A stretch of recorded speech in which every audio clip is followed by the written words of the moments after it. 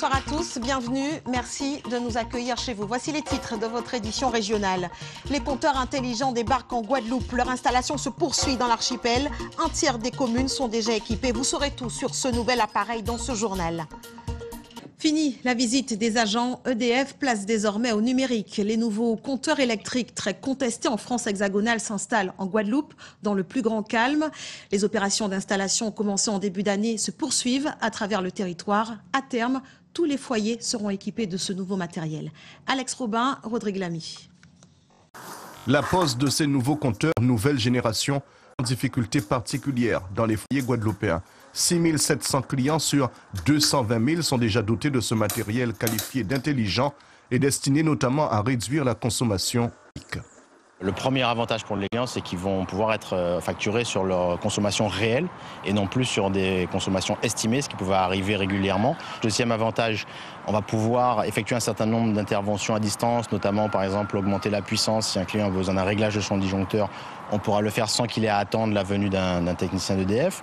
Un troisième avantage qui est important, c'est que ça va amener une protection contre les surtensions. Puis un dernier avantage, c'est qu'on va pouvoir aussi être beaucoup plus efficace en cas de dépannage.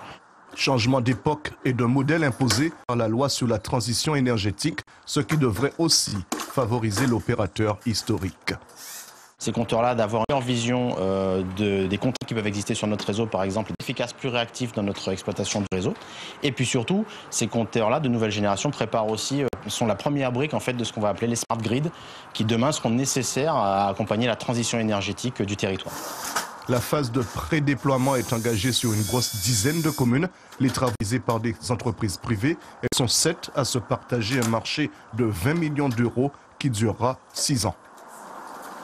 Nous avons recruté donc 4 techniciens supplémentaires. Et aussi au niveau de la planification, il faut savoir qu'il faut planifier les interventions. Les interventions, assez souvent, sont réalisées déjà dans les temps. Et nous avons pas... En tout cas, il n'y a pas de retour négatif.